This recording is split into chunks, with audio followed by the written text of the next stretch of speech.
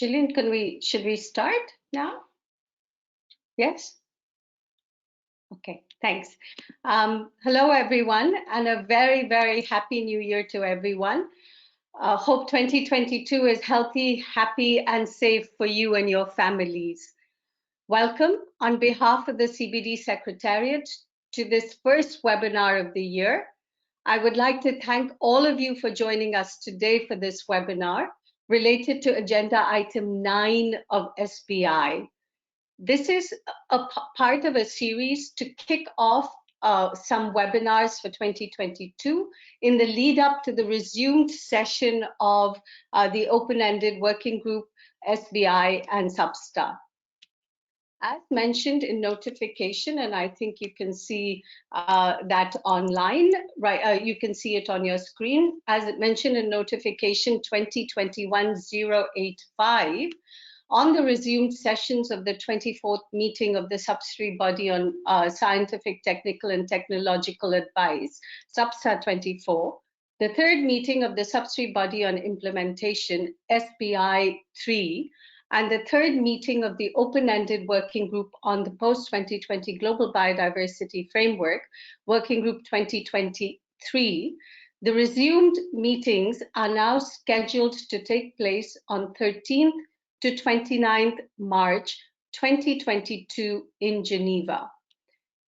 In addition, as mentioned in last week's notification 2022-001, in collaboration with the SBI Chair, the SBI Chair, and the Working Group 2020 co-chairs, as well as partner organizations, the Secretariat has been asked to host webinars to update parties and stakeholders on new documents related to the Geneva meetings, as well as on the organization of work and other meeting-related aspects as needed. More information can be found under the web link shown on your page.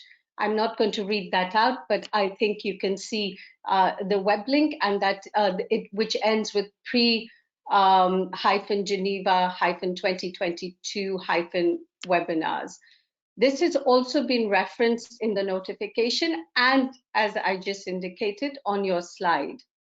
I would like to welcome you to this first webinar in the series, which will focus on new documents under SBI Agenda Item 9 on options to enhance planning, reporting, and review mechanisms.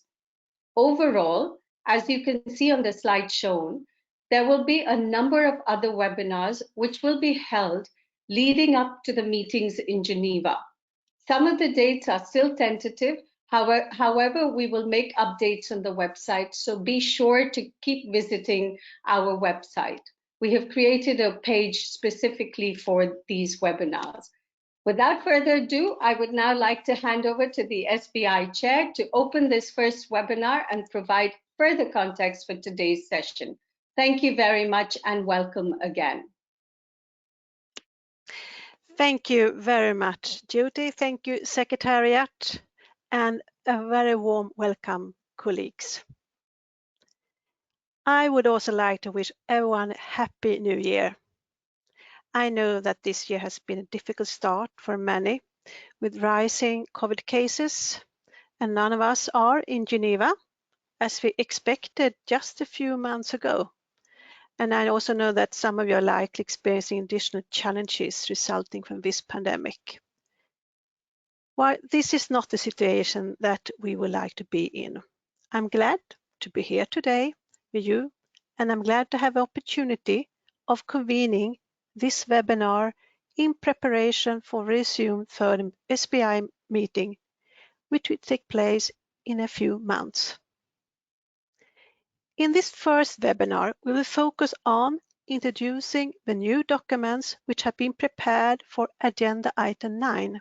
On planning, monitoring, review, and reporting. These documents are available on the conference website. However, before introducing the specific documents, I would like to provide a brief background of the current status of this agenda item, the linkage between the documents and the CRP, and how this agenda item will be taken up by the resumed SBI session. As you will recall, Part 1 of the third meeting of Subsidiary Board of Implementation was held online from 16th May to 13th June 2021. During the meeting, Agenda Item 9 was considered on 18th May. In considering the item, the SBI had before it a note by the Executive Secretary on options to enhance planning, reporting and review mechanisms with a view to strengthening the implementation of the Convention. And that is CBD/SBI/3/11, including elements of a draft recommendation. After initial exchange of the agenda item, I established a contact group co-chaired by Mr. Andrew Stott, United Kingdom, and Ms. Gillian Guthrie of Jamaica to further consider the elements of a draft recommendation on the mechanism for the reporting, assessment, and review of implementation. After a very fruitful exchange in the contact group, a CRP was developed which will go forward to the resumed session. This document, CRP 5, entitled Options to Enhance Planning, Reporting and Review Mechanisms with a View to Strengthening the Implementation of the Convention, included 4 footnotes which mentioned work that would be conducted between Part 1 of the third meeting of SBI and the resumed session that will take place later this year. The 4 footnotes include the following: Annex A, Guidance on MBSAP, Annex B, Non-State Active Commitment Guidance, Annex C, National Reporting Guidance and Template, and finally Annex D, Country-by-Country Review Modalities. The CRP states that all 4 annexes will be developed by the Secretariat in light of further discussions, including negotiations in the third meeting of the Working Group on Post-2020 Global Biodiversity Framework, and finalized by the Conference of the Parties at its 15th meeting. Drafts for each of these 4 annex documents have thus been developed and are now available as addenda to document SBI/3/11 on the conference website. And I hope that all have seen them now. As the documents were not considered by the parties at the Part 1 of the third meeting of SBI, and our time for deliberation at the upcoming SBI session will be quite limited, I am hereby inviting parties to provide advance comments to the Secretariat on each of these 4 annexes to the CRP. Other stakeholders are also welcome to provide comments, which will be posted separately from the comments of parties. Tomorrow, the Secretariat will launch a web page for collecting these comments using a defined template. Comments will be welcome from tomorrow until 25th February. All comments received will be posted on that web page, which is referenced in Notification 2022-001. Additionally, I have asked the Secretariat to work with me and the co-chairs of the contact group for Agenda Item 9 to produce a non-paper, including a revised version of these 4 annexes based on the comments from parties for the resumed session of SBI. During SBI, I plan to re-establish the contact group on Agenda Item 9 to continue the deliberation of this item. And please note that I'm not inviting comments on the body of the CRP, as this will be deliberated during the SBI session. I do understand that some of the comments on the annexes may have implications for the CRP. However, any inconsistencies between the CRP and its annexes will need to be considered by the contact group at the resumed session in Geneva. It is important to remind colleagues that any formal consideration of these annexes will need to occur during SBI and then during the COP. This advanced comment period cannot replace the negotiation that will occur during the meeting. However, I believe that presenting the new documents and providing an opportunity for written comments could facilitate an open exchange of views to be collected, made available on the CBD website, and then allow me, with the co-chairs of a contact group on Agenda Item 9, to present my views through a non-paper to facilitate the work of a future contact group and allow us to progress this discussion in Geneva. I appreciate all of you participating in this session today, and I thank you in advance for providing comments on these 4 annexes.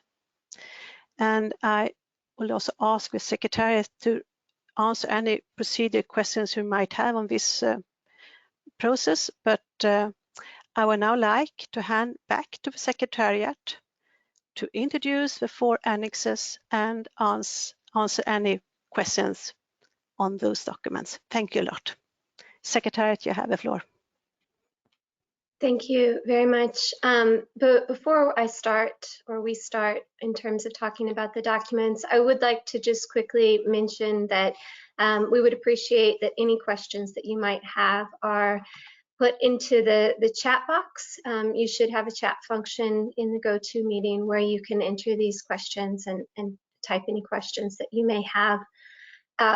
We will be answering questions at the conclusion of the presentations on the different documents. So feel free to put your questions in there as you have them, and we will register them, and then we will take all questions at the end. So just to let you know in terms of the structure of this meeting.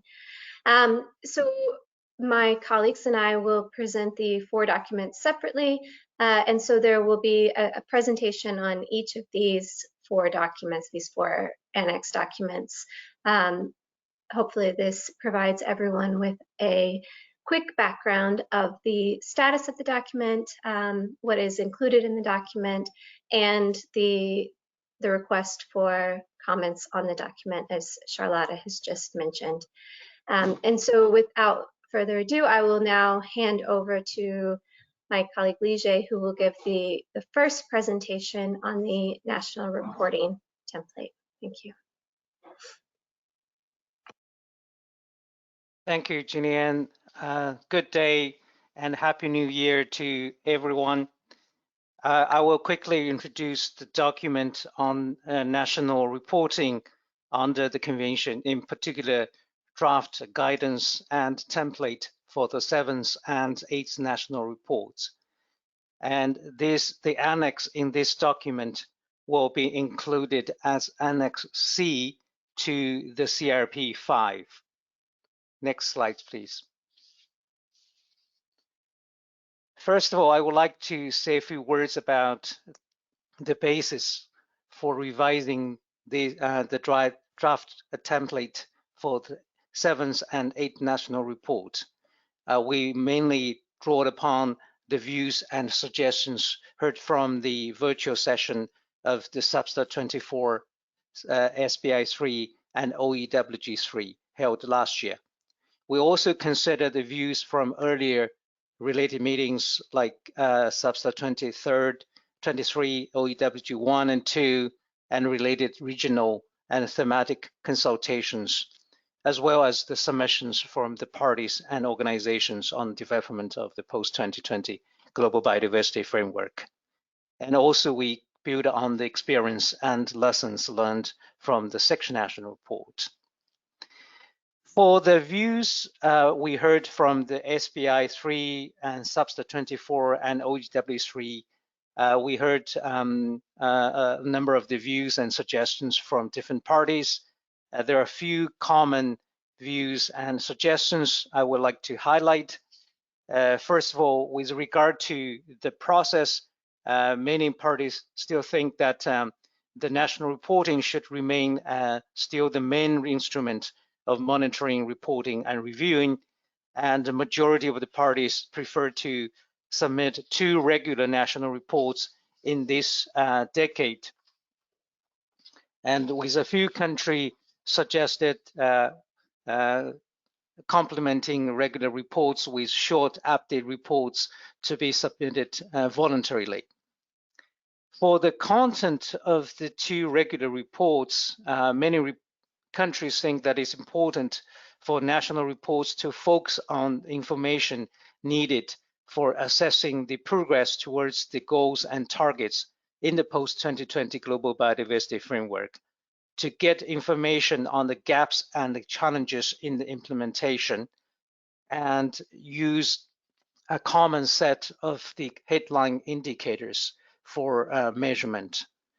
For the purpose and use of national reports, many countries think that national report were not just for reporting, but also could serve different purposes like global stock-taking, country-by-country review, communication, and developing a RACHAP mechanism to enhance implementation. And many countries also stress that the national reporting need to be closely linked with the monitoring framework and national planning process. And a number of countries also said that the synergy in the reporting to related conventions and SDGs were also important. So that's the basis for revising the template, and also a summary of the views we heard from the SBI-3 and SBSTA and OEWG3. Next slide, please. Next slide. Yeah, with regard to the lessons learned from the 6 national reports, you could find a summary in the document prepared for a virtual session at SBI-3 is SBI-3 11 at 1. I just want to quickly have a summary that the main challenge is probably just, there are overlaps between the sections, particularly in the main sections, and also there need to be more clear guidance on analyzing national contribution to the global targets, and also assessing the effectiveness of the implementation measures, and also the use of indicators. Next slide, please. So based on all this, the views we heard from SBI-3, SBSTA, and also the lessons learned from the 6 national reports, we revised the guidelines and template for the 7th national and 8th. We understand that the future reports need to aim to solicit the information essential for a global review or stock taking of the progress towards the goals and targets in the framework. Specifically, the countries will report on the implementation of the national targets and MBSAPs, which will be developed or revised in light of the post-2020 Global Biodiversity Framework. And in this, the report will focus on the actions taken, outcomes achieved, and effectiveness of the actions and challenges encountered. And based on this, the countries will assess the level of national progress towards achieving the global targets using headline and other indicators. In addition, the countries will also report on the implementation of associated strategies and plans adopted as part of the Global Biodiversity Framework, like capacity development, resource mobilization, and gender. In terms of the process, the country are encouraged to involve all the relevant stakeholders, IPLCs, and focal points to the protocols and related conventions, and also increase the synergies in the reporting to the related conventions and SDGs. And in the meantime, we will also try to make the format simpler and easier to use, and add the suggested word accounts, which we hope that will keep the report short and focused. Next slide, please. Here's the proposed structure for the 7th and 8th national report, which includes the 5 sections. In the earlier documents, there are also 5 sections, but the structures are a little bit different. And So among these sections, the section 4 and 5 are the main ones in which the parties are expected to provide information essential for global review and stock taking. And in the annex, the countries will report on the implementation of associated strategies and the plans adopted in different COP15 decisions. Next slide, please. Just show you an example of this important section, section 5. As I said, that the countries need to cover the national targets, action taking, and outcomes, and effectiveness and challenges, and then provide values of the headline indicators. And based on that, the countries will assess the level of the national progress towards the global targets. Next slide, please. So these are the related elements of CRP5. Well, I'm not going to elaborate this because this time we're not to comment on this CRP itself, and we're only on the Annex C. Next slide. So that as SBI chair said that we have a web page particularly put on this template, and also you could submit your advanced comments on Annex C on this web page. And in terms of the template, is particularly just request the parties and observers to submit general comments on draft guidance and template, and also specific suggestions on individual sections. Okay, next slide, please. You know, as SBI Chair Charlotte has just said that, you know, we want to just get your advance comments on Annex C and to facilitate the adoption of CRP5 in the resume session in Geneva, and eventually a decision at COP15 Part 2. Okay, thank you so much. And we're happy to answer your questions if you have any questions on this document. Thank you. Back to you, Jean-Anne. Thank you very much. As I mentioned, we do welcome questions, but we'll be tackling them at the end. And so the next presentation that we have on the next ad document will be from Nadine on the guidance on NBSAPs. Nadine, you have the floor. Hello, good time of day to all of you and best wishes for 2022. I will give you an overview of the document, the AD4 document. It will be, its annex will be Annex A to CRP5 once it's adopted. So next slide, please. To give you a quick overview, well, this actually is not the overview.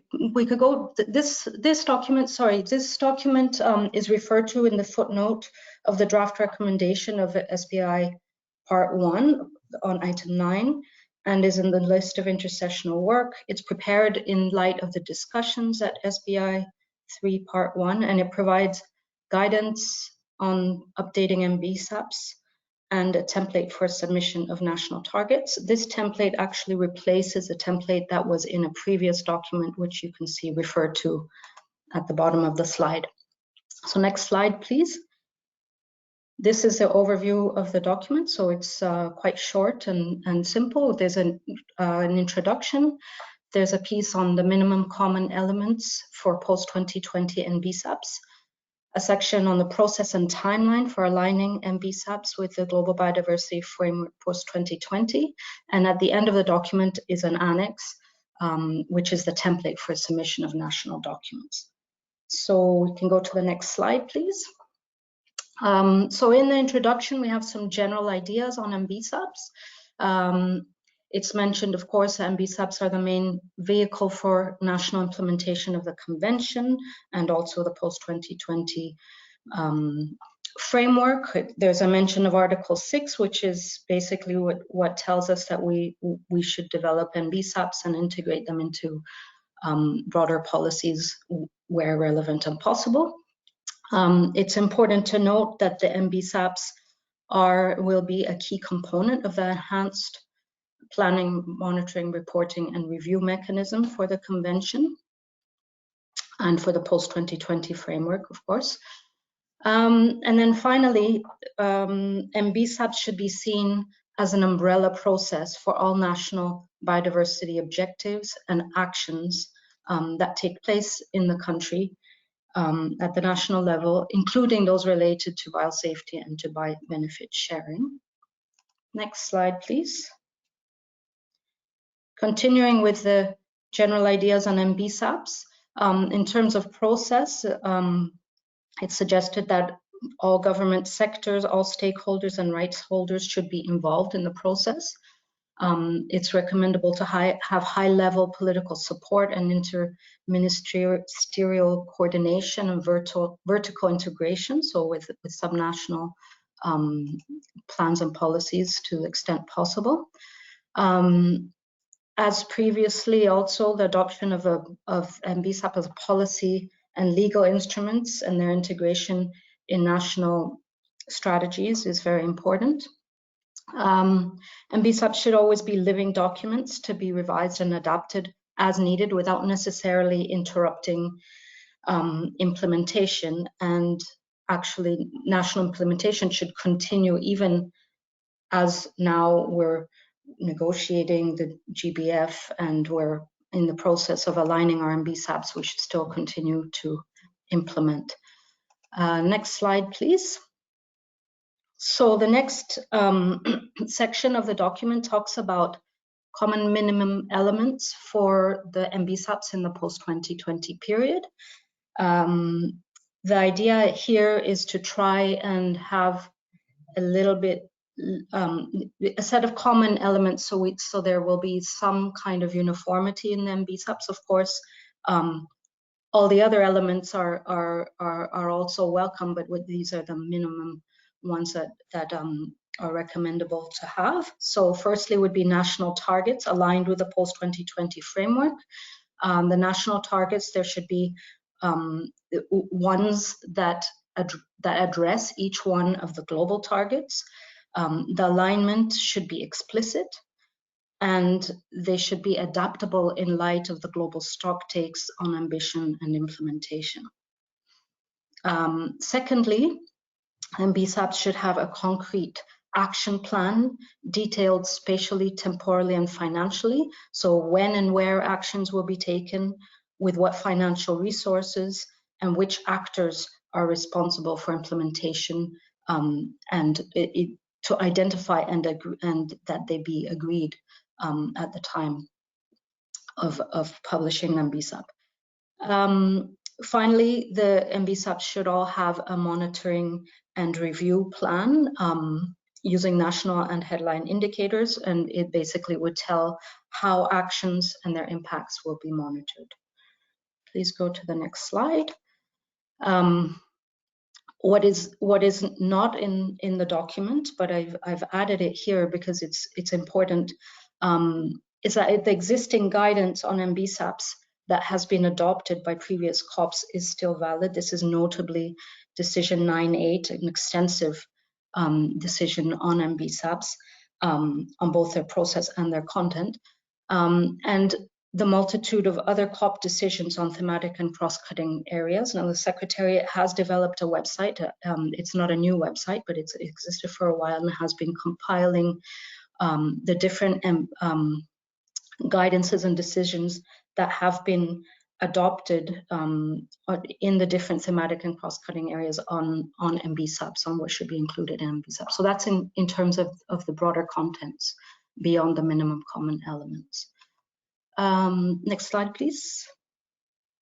So going on to the process and timeline for aligning MBSAPs with a global biodiversity framework, parties should review their current MBSAPs and their national targets in order to determine the extent of the revisions necessary for alignment with a new framework. So, we know some parties are already doing this with the draft of the of the global framework as it is now.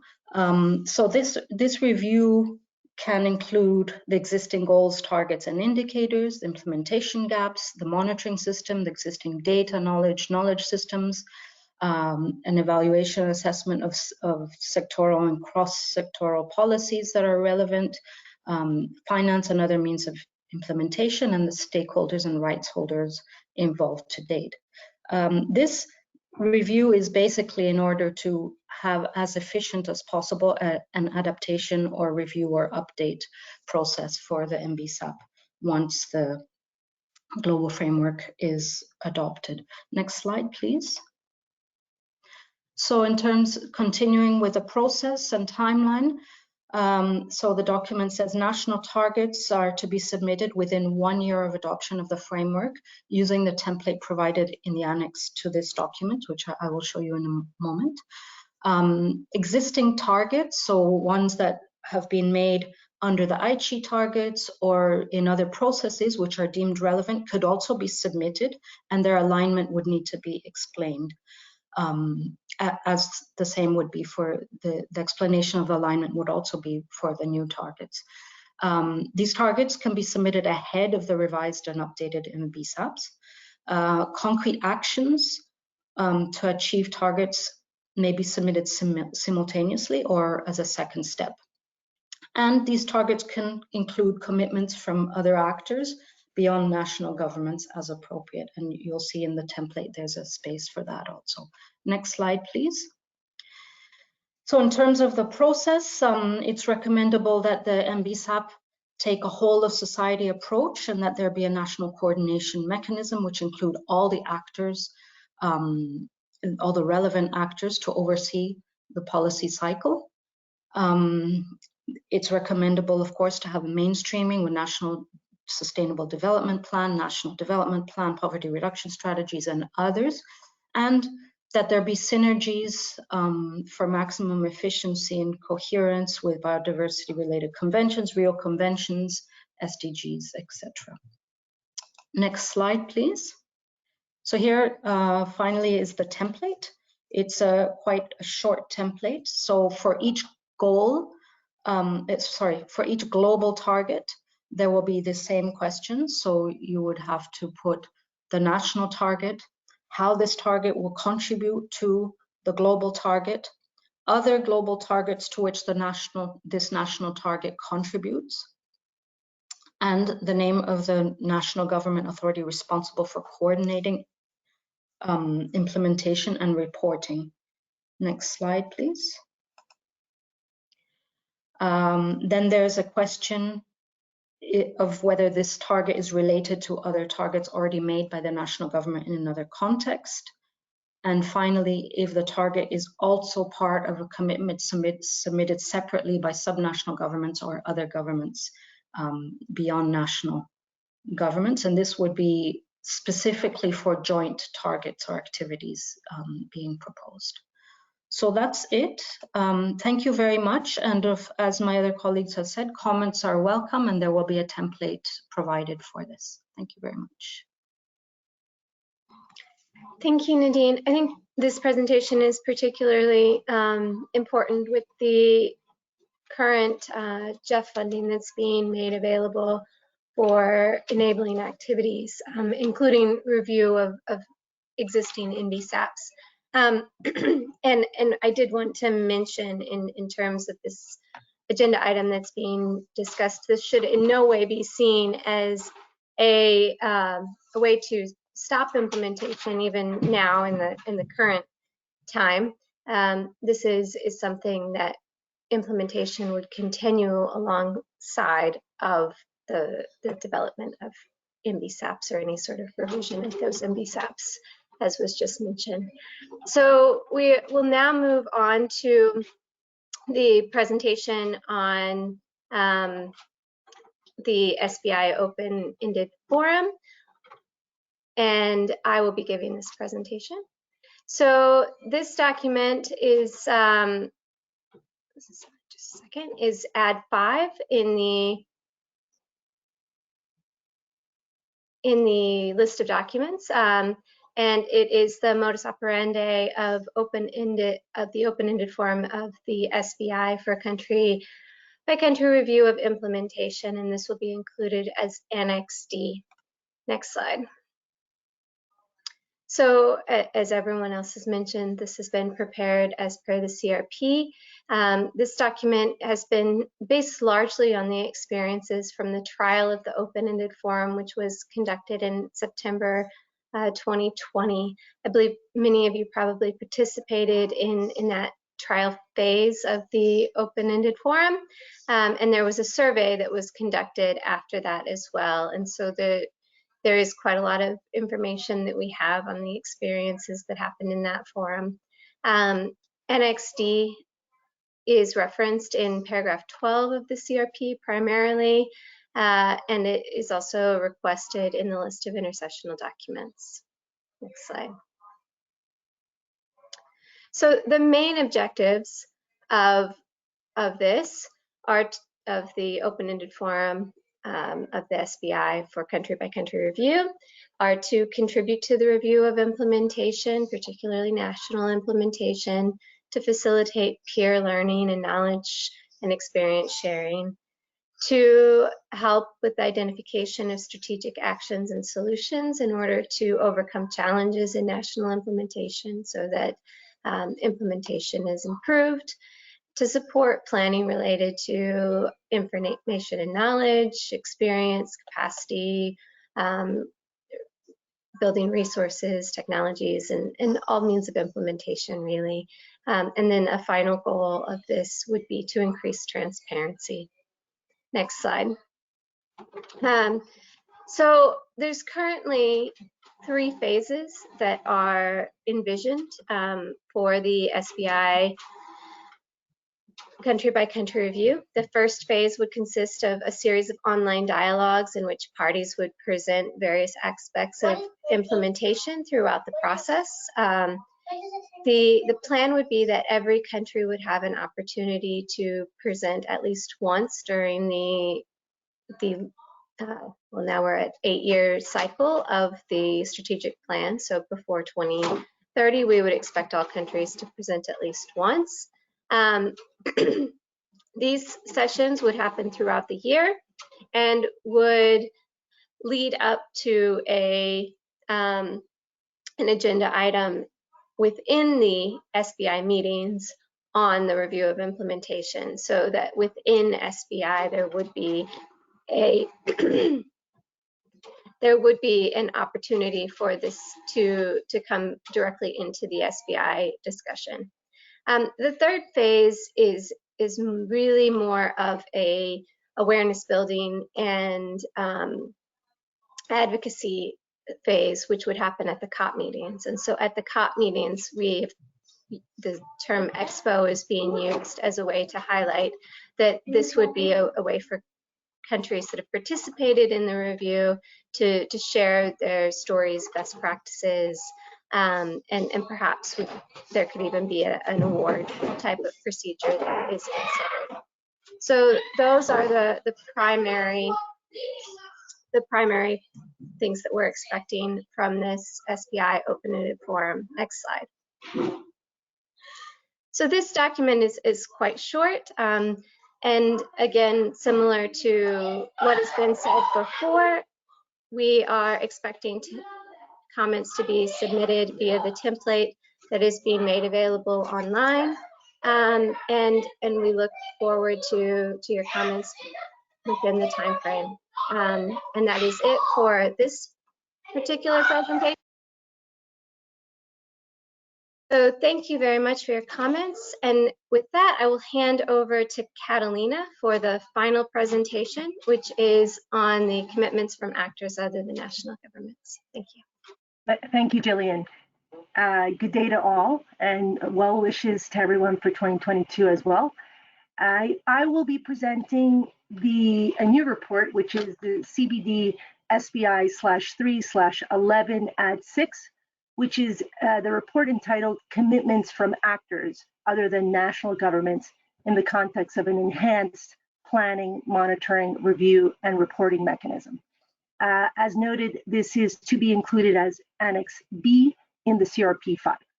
Please, next slide. So a bit of context in this AD6 document. It is prepared in response to the discussions that were held at SBI-3 Part 1.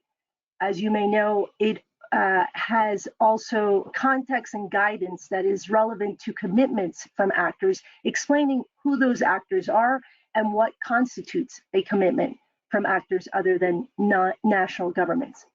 And in addition, it presents a template for submissions of those commitments coming from actors other than national governments.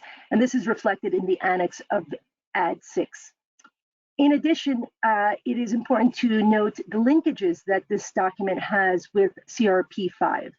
And you will see the reference to Annex B, as well as to paragraphs 5, 14, 16, and footnote 3 in the CRP. In addition, this report is listed as an intersessional piece coming from SBI-3 in the report SBI-3/20. Please, next slide.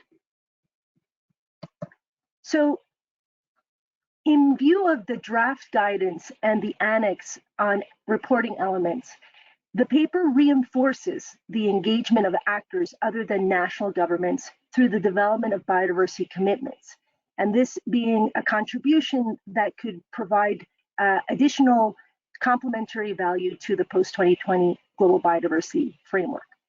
In addition, it presents items to consider for the commitment template as per the guidance and the recommendation of paragraph 5 and 14 of CRP 5, and it presents a reporting template that invites commitments from other actors other than national governments towards those goals of 2030. You will recall that Annex B is to be prepared in light of the discussions at the third open-ended working group on the post-2020 global biodiversity framework before COP15. And in that context, to assist the SBI in the further discussions on this matter, the Executive Secretary has prepared this note. And in addition, there will be an information document that will be posted on the actors other than national governments and their commitments. And this will be reflected in an INF document that will be entitled SBI/3/INF/20. That INF document is yet to be posted though. Please, next slide. So a little bit of the rationale and the connection to this INF document. It is important to note that part of the relationship between the document, the guidance, and the annex is to engage actors other than national governments to catalyze upward cycles of ambition, lifting that urgency of action. It is also to facilitate that mobilization of coalitions among different stakeholders and rights-based groups and different sources of finance. In addition, to leverage partnerships, collaboration that entail the linkages between nature and people. It's also to help to design and test new tools and interventions and offer new knowledge. And in addition, the relationship on this guidance is to show how biodiversity is in everyone's best interest and to influence those sectors that are impacting biodiversity loss so that those sectors can also take on commitments that are aligned to the post-2020 framework. In addition, the guidance is very much geared to helping to manage lower risks, especially in the cases of greenwashing and or of negatively influencing the intergovernmental process. And in addition, with relationship to the agenda item 9, it is important guidance in order to enhance accountability and transparency by inviting those commitments among other actors other than national governments and to demonstrate how those actors' ambitions and actions are contributing to the outcomes sought in the post-2020 framework. Next slide, please. So in terms of principles, this document reflects on such in paragraph 9 and links it specifically to the enhanced planning, monitoring, review, and reporting framework. In light of this, the principles build on the experience that has been growing under the Sharm el-Sheikh to Kunming Action Agenda for Nature and People by collating those standardized commitments and also by linking with other data gatherers and providers using similar criteria. It also emphasizes on the use of standardized guidelines and templates for reporting and verifying commitments to improve the global level analysis and aggregation into coalition stocktakes and gap reports. In addition, the principles also target the use of metrics to measure ambition and impact from different non-state actors, and it lists a few examples that are under consideration and review. In addition, the guidance focuses on encouraging a process to inform and support the alignment with cycles of national commitments and prior to the proposed global gap report to facilitate those analysis on such commitments. In addition, it is important to also note that the principles are looking at how to refine and enhance the software interoperability that is emerging among different commitment processes in order to expand visibility, to improve efficiencies, and to avoid double counting. And lastly, one of the additional emphasis that has been mentioned by previous colleagues is the role of synergies in enhancing those cross-thematic and cross-sectoral stocktakes and dialogues. Next slide, please. So now in terms of the annex of this report, as you will see, the fields of information presented in the annex represent a minimum set of elements to analyze those commitments from actors other than national governments. It is to be undertaken in a standardized way in the context of the post-2020 framework, including for the global aggregation in the CBD review mechanism. And as you will note in the annex, the format is very simple, it's very easy to use, and this is mainly to keep information focused, relevant to the review mechanism. The structure is a threefold component where it emphasizes on general information about the actors that are reporting on their commitments. Secondly, on the commitment itself, looking at a description of the commitment in relation to the post-2020 framework. And thirdly, looking at the progress tracking methodologies. So deep diving a bit more on the description of the commitments timeframe, the indicators being used, as well as how those commitments are being monitored, both from a qualitative and a quantitative point of view.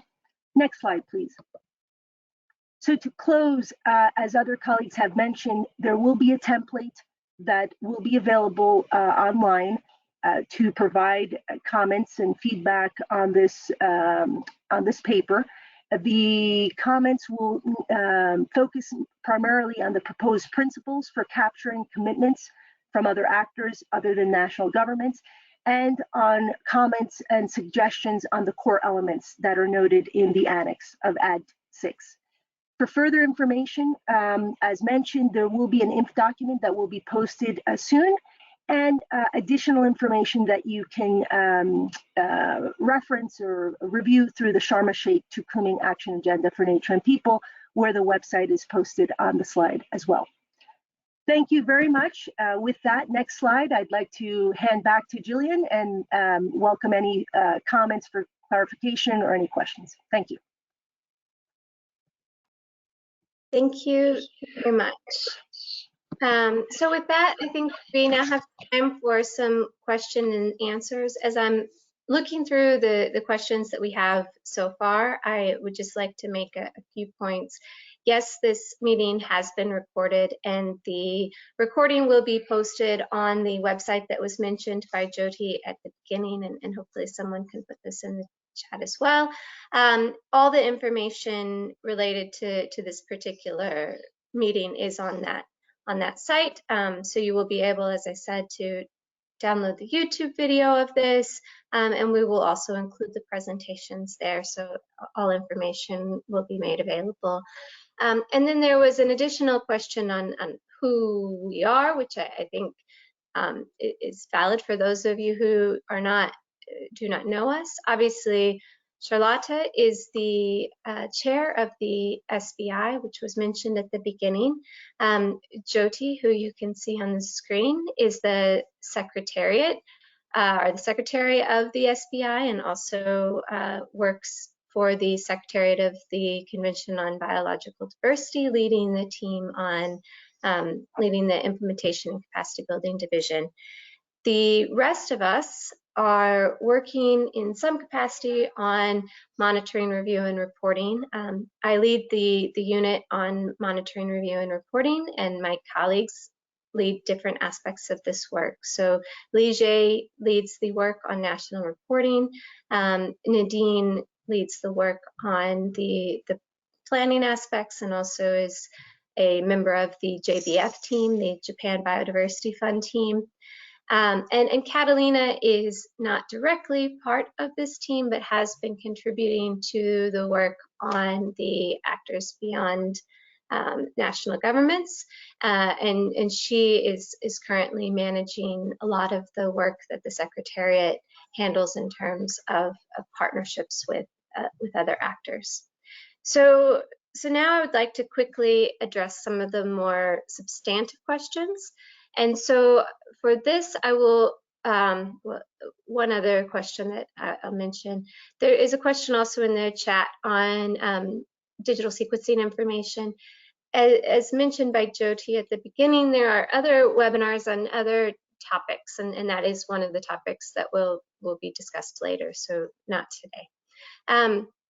So now, there is a question on how other stakeholders, including IPLCs, but I would assume others, can be involved in the national reporting process or in the reporting process. And so with that, Lige, I would like to ask if you can provide some answer on how other actors can be involved in either national reporting or other reporting. Lige? Thank you. As I mentioned, that in the guidelines, there is a clear indication, not just for this report, even for the previous report, and all the relevant stakeholders and IPLCs and subnational governments are all encouraged to involve in the process of the preparation of the report. It's not just in terms of the process, but they also contribute substantive inputs to the content of the report, because the national reports is covering the actions not just by governments but also by relevant stakeholders, IPLCs and subnational governments and other actors. So yeah, it's in terms of the ways or means to how you could engage the stakeholders and the LPCs, sometimes different from country to country, depending on your national circumstances and mechanisms to engage these stakeholders and IPLCs. That's what I can say now, but of course we could discuss more and share more details later on. Thank you. Thank you. And so I think there's a number of other questions. The next question that I would like to tackle would be for Nadine, and there is a specific question on how the presentation or the MBSAPs relate to the issue of proper implementation and means of implementation, including access to financing.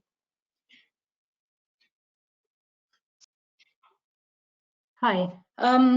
So I don't really have an answer to this question, because it's asking if we have any foreseen or if there will be financing specific for proper implementation. So if implementation is done in a particular way. To my knowledge, we don't have an answer to that question right now. It's a good idea, just to be tossed initially, but I don't. There's no specific answer to that question at the moment. But while we're talking about financing, we might just point to the in the minimum common elements, we do mention national finance plans or financing for the action plan. The intention is that the action plan would have actually already the financing identified, and so the action plan should say we will do this with these identified resources. Now, parties will be requested, as I understand, to make national finance plans, and the interpretation of that in the past has been quite variable between parties. Some parties use their MBSAPs and their national finance planning to request funds, and so it's sort of what they would like to implement if they had the funds, and others do it the other way around, as I mentioned, would be the idea and the minimum common elements. Now, it remains to be seen how parties will interpret and manage this, and it could be done a bit of both. What we will do with the financing we do have, and what we could do with more financing. So anyway, still a little bit to be debated, but that's what I have to say about that for now. Thank you. So I also see there's a number of questions in the chat related to how this information will be used by for global analysis. So I would like to highlight two things. One is that there is, of course, a purpose in terms of national planning, in terms of the NBSAPs, and all of the materials that are presented would also be relevant for national level information gathering and assessment, including the reporting, of course. If in the document in the CRP body, which, as we mentioned, we're not discussing really, and also in the chapeau document for these addendum, there is an overall approach for planning, monitoring, review, and reporting that is presented. And in this, it does talk about the global assessment that is being proposed, how the global biodiversity outlook type of assessment would be taken forward, and how there would be an attempt to aggregate the different information that is collected from the reports and from the NBSAPs, and also the commitments from actors that are not national governments. And so I think that it would be important, as you are providing comments on these documents, to also have a look at the overall approach, as it is certainly related to how this information will be used. So I think now, in terms of the next questions, I think hopefully that answers some of the questions. And this question, I think, is also probably for you, Nadine, and I'm just going to read it out, and I'll mostly read it out. And so it's talking about the reporting burden, and I think maybe here they're meaning also the planning burden that is placed on developing countries for preparing and updating a NBSAP. And so should there also be a way to communicate the financial capacity and technological constraints that are needed in this process of revising the NBSAP? And so I'll hand this over to Nadine to answer. And I also do want to mention that, as per the guidance, a full revision of the NBSAP is not what's being proposed for all countries. It's really in different contexts. Some countries may have an NBSAP that is currently still valid that will only need a very minor revision in order to align with the post-2020 global biodiversity framework. But I'll hand over to Nadine to provide a more detailed answer on this question.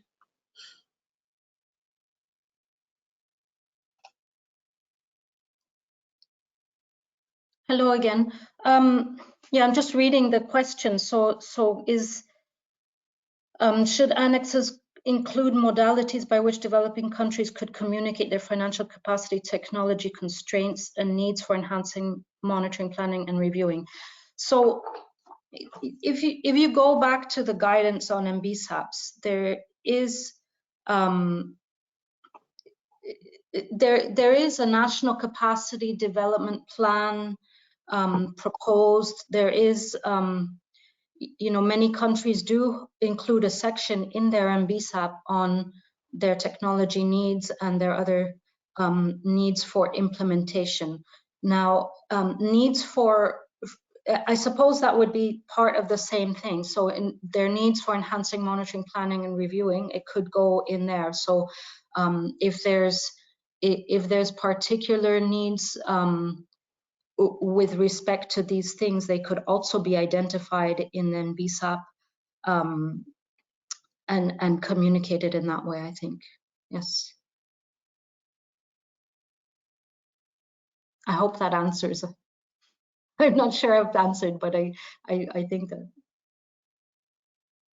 if there's a further question, I can try and tackle it. I'm not sure. I think we're okay. There was a question also on harmful subsidies in the NBSAP guidelines. I mean, in the more detailed guidelines, there is certainly an inclusion of this, and as this is included in the GBF itself, under, is it target 18 now? This would be something that certainly the parties would need to look at. I think I'll now hand a few questions off to Catalina. There is a question on how scientific organizations can be involved in implementing the post-2020 and what would their role be. And there was another question sort of on what would be done with all of these commitments from non-state actors.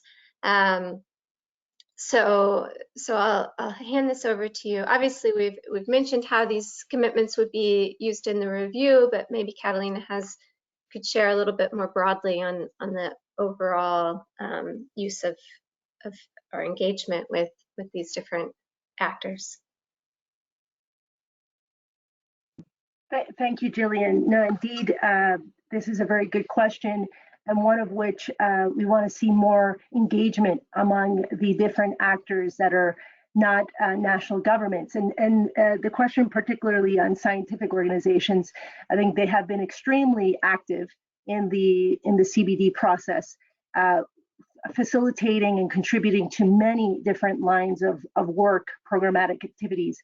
I think the value here is that through these templates, all different national governments and other stakeholders groups can see what the scientific community and academia and different organizations that are dealing with science are doing across all the 21 or 20 targets under the framework to be adopted. So it provides the value addition here is that it provides scientific organizations and other non-state actors the ability to show what they're doing to contribute and to enhance to the goals and targets that have been defined by countries within this period of time, which is leading up to 2030.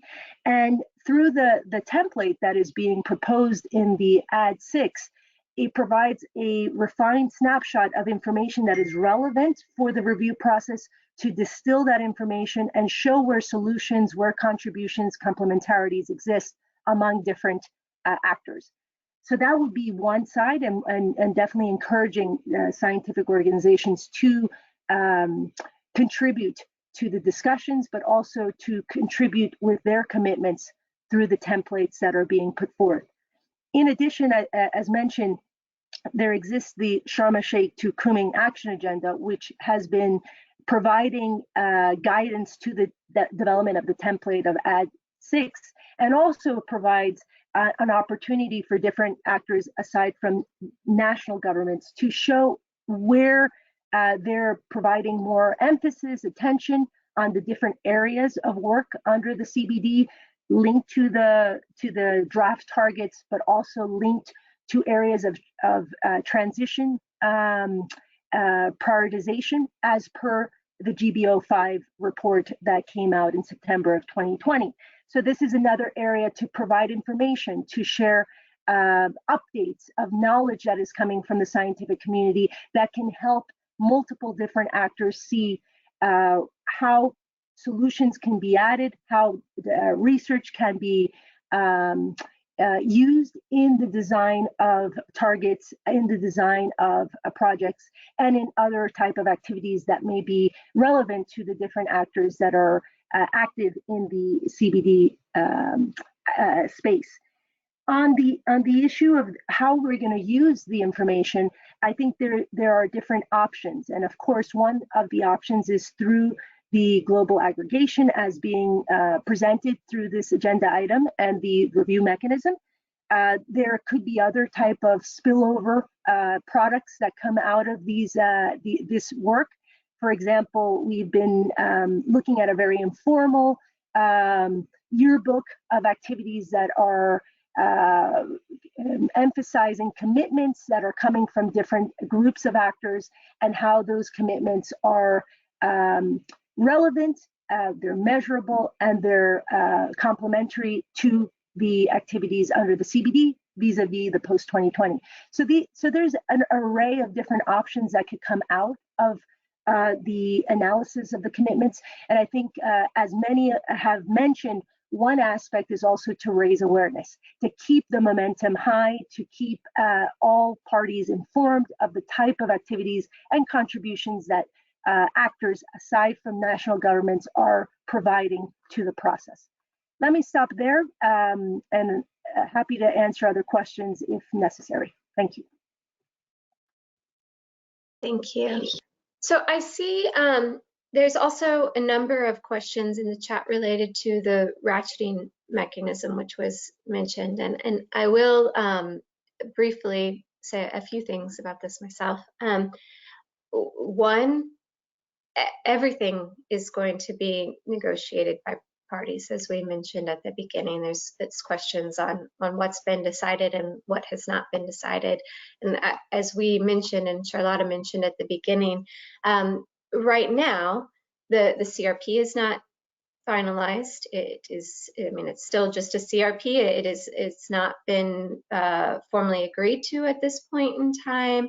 The SBI has not met in person and formally negotiated anything.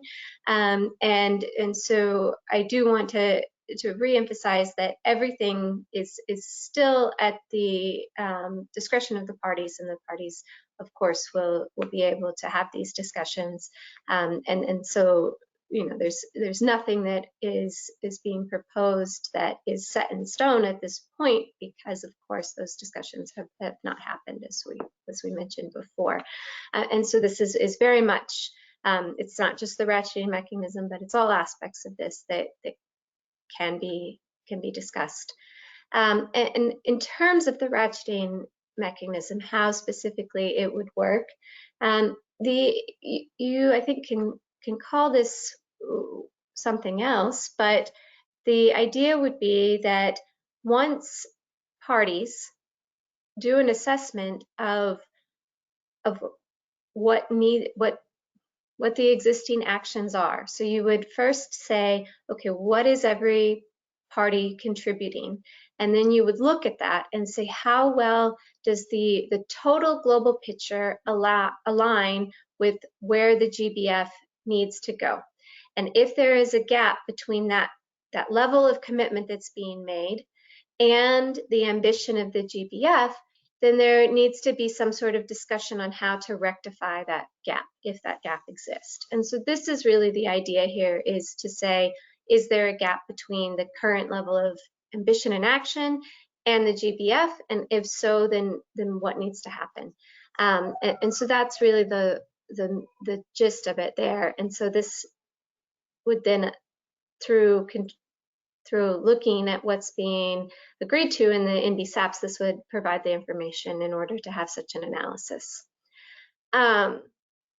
So with that, I think I'll have a look at other questions in the chat, which, I mean, well, there's questions on periodic assessment, which is something that we just mentioned. There's a plan for all sorts of different assessments throughout the process so that we can support parties in terms of identifying the current state of affairs, and provide information so that when the COP meets to review progress, they have the best information available. So there is a question related to how this relates to the GBF section on responsibility and transparency, or how CRP relates to the GBF section on responsibility and transparency. So a few things I mentioned. I mean, for this meeting, we really are focusing on these documents, but I will mention that there is a very high level of alignment between what's being proposed in the GBF in terms of responsibility and transparency and the work of SBI on planning, monitoring, review, and reporting. And I believe that this is something that will again come up in the meeting in Geneva, and this is the agenda for that meeting has been staggered in such a way to really facilitate taking this discussion forward. I don't know, Charlotte, if you wanted to add anything on that topic.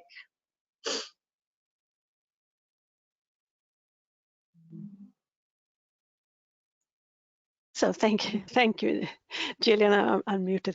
Yes, I just would like to underline that the agenda at Geneva has been planned in order to make the linkages between different agenda items. And as I see it, I think it will. We have done a great job at the first session of SBI. We have prepared, have a first discussion, as I mentioned before, in the contact group. We will continue that work, and of course there will be linkages between the discussion on GBF and at SBI item 9, but I think that finally there will be something that most likely will be negotiated exactly how things will, where things will be. But I think that is one of the opportunities that we do have resume sessions that we all 3 meetings will meet together. So we have possibilities also to see the linkages between different agenda items. And as I said, I mean, very highly aligned already. So I think there will be an opportunity to discuss that further. Thanks. Thanks. So I see some other questions related to the feasibility, particularly related to the feasibility of revising NBSAPs or even completing the template that was mentioned by Nadine. Nadine, I'll hand over to you for this question in terms of whether it is feasible to expect parties to be able to have something that they could communicate within a year. I also want to mention what I mentioned during or right after her presentation, which is that for developing countries, the GEF is making funding available, which could support the review of existing NBSAPs. So that funding is being made available as quickly as possible and will be available before the COP. And so it will reduce some of that burden, but I'll hand over to Nadine for additional elaboration on this topic.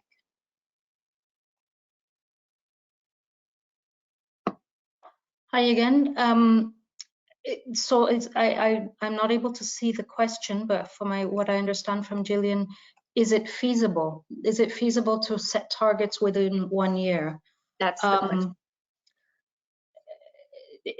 Particularly developing countries is the question. There's two questions. I think that Gillian, you answered the question, because there will be these GEF enabling activity grants, and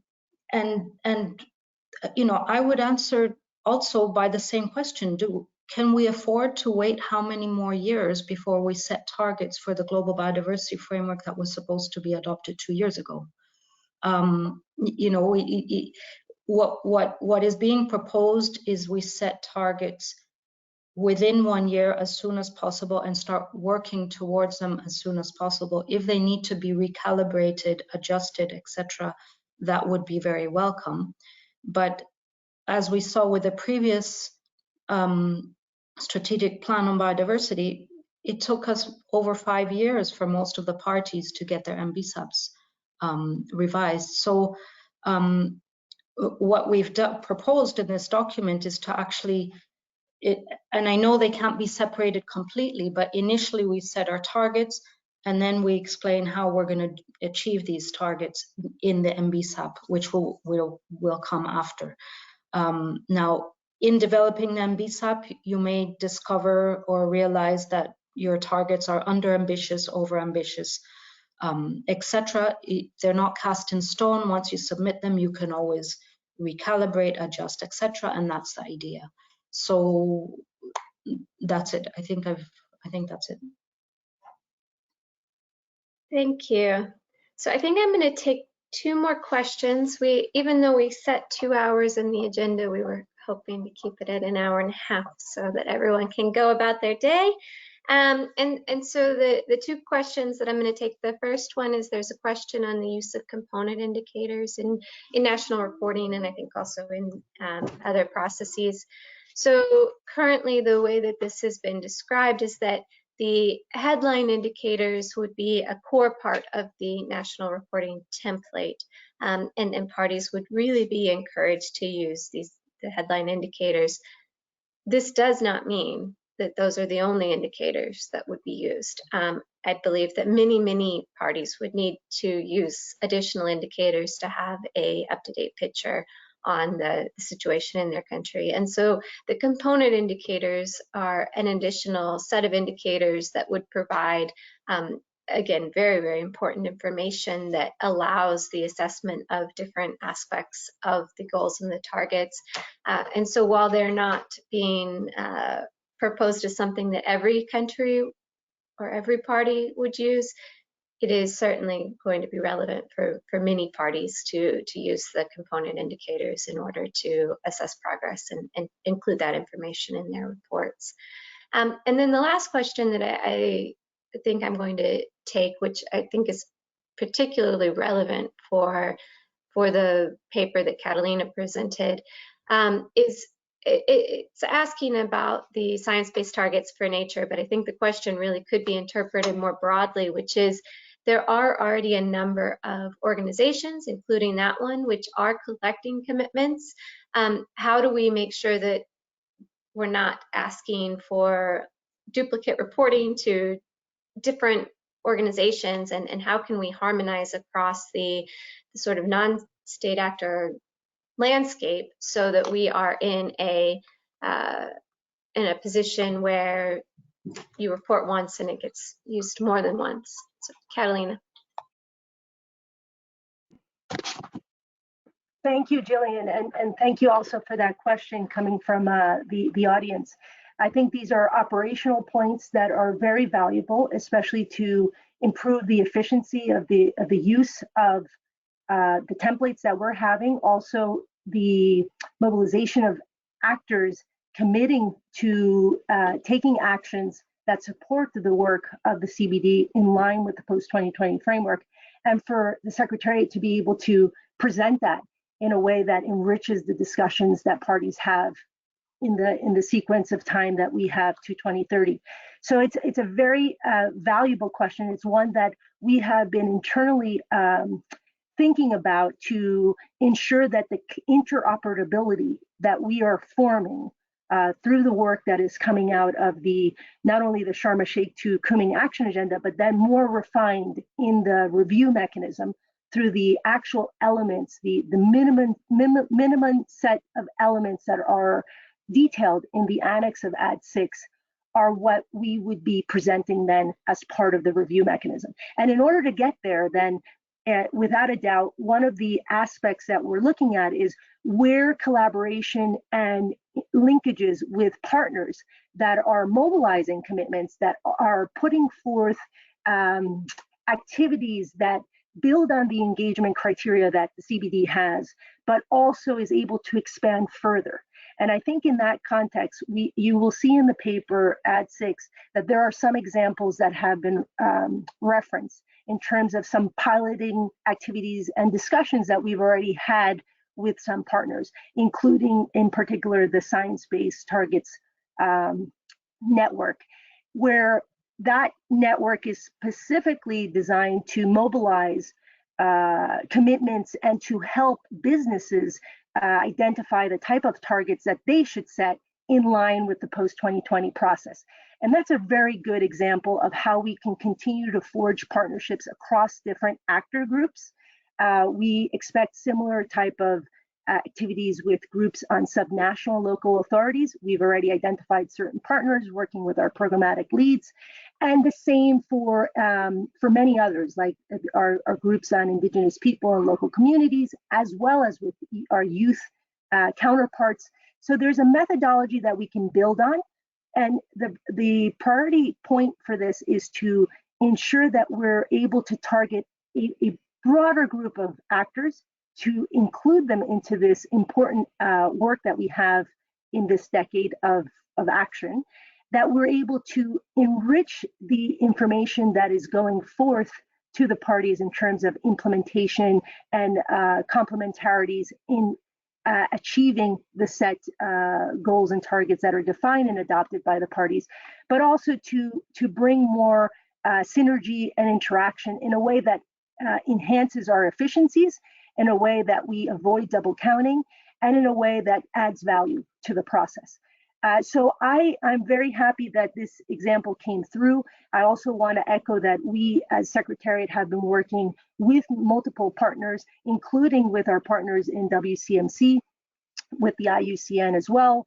And I can go on and on. So now as an operational point, once we receive feedback from the parties on how the template will look, operationally, we will make sure that we work with our partners to identify the network of partners that will be creating this broader network of exchange, so that we are able to get the information that is relevant for the review process, and we're able to set timelines that are relevant to prepare and distill and analyze those commitments in a way that enrich the process. So thank you again, and it's definitely something we are working on, and we will continue to refine as we move forward.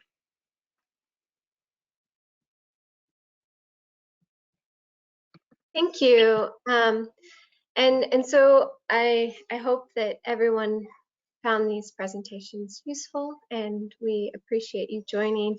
I'm now going to hand over to Jyoti quickly to wrap up this portion of the meeting, and then we'll conclude.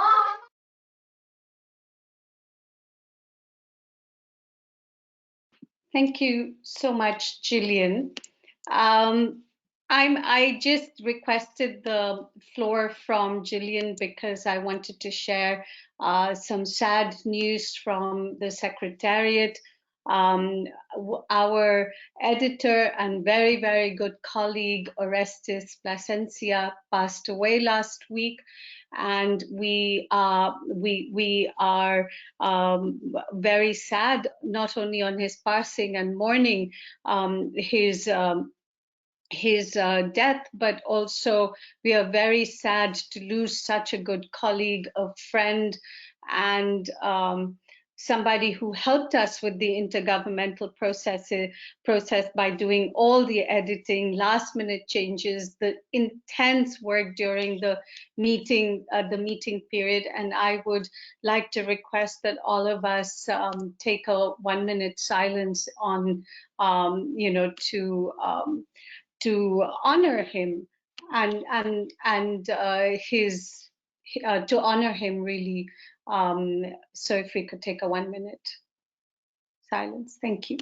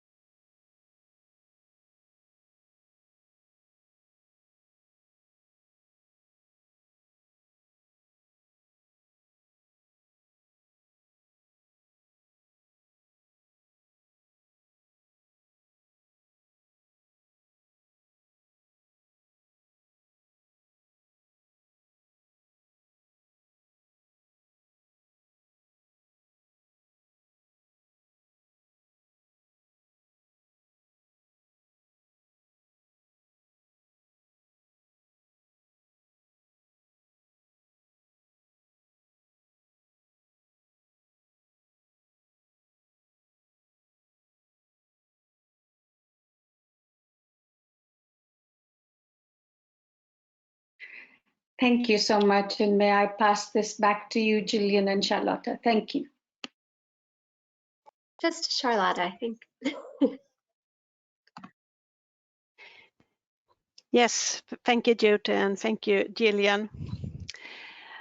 I would just like to first thank all of you at the Secretariat for presentation introduction of these 4 documents. I'm sure that it's been very useful. I think they will also be very useful for us all when we now read them more carefully. And I hope, I would like to remind you that I have invited advance comments on those documents. Tomorrow, the Secretariat will launch a web page for collecting these comments using the defined templates. And as said before, comments will be welcomed until February 25th. So I thank you in advance for providing comments, and it will be very useful for our common discussion at this resume session. And again, I also would like to thank you all for joining us today for this first webinar and for all your questions raised today. And I look forward to seeing all of you in the future webinars in this series. So thank you so much for today and have a nice day. Thank you. Bye. Bye-bye. Thank you.